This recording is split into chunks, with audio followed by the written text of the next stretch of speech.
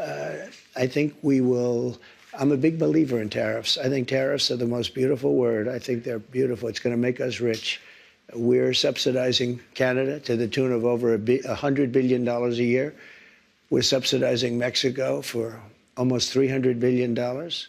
We shouldn't be subsidizing. Why are we subsidizing these countries? If we're going to subsidize them, let them become a state.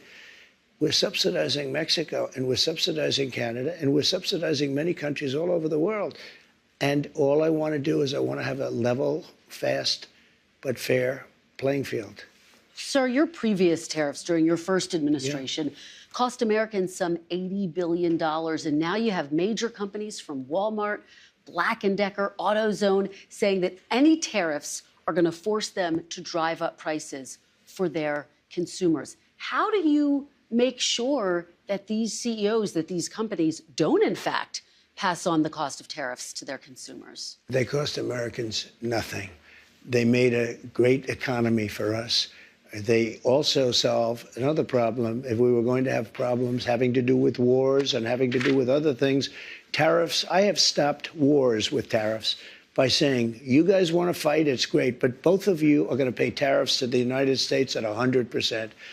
And they have many purposes, tariffs, if properly used. I don't say you use them like a madman. I say properly used. But it didn't cost this country anything. It made this country money. And we never really got the chance to go all out because we had to fight COVID in the last part.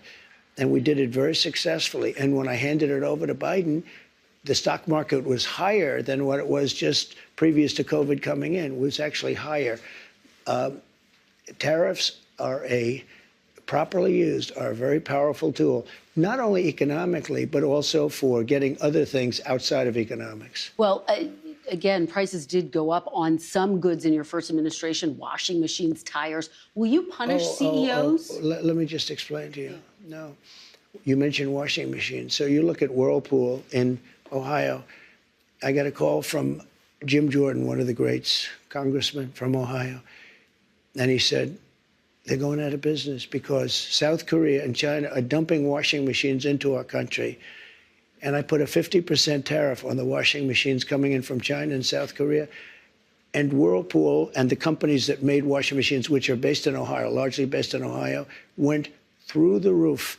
We saved thousands of jobs, tens of thousands of jobs. They were all going out of business because they were dumping washing machines.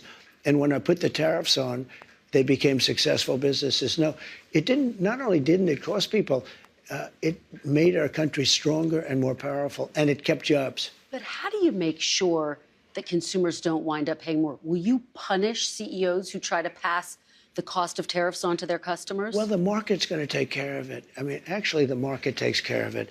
And if it doesn't, we adjust it somewhat. But in the case of Whirlpool, or let's say companies that made washing machines, they were all being put out of business by the dumping from, in particular, South Korea and China.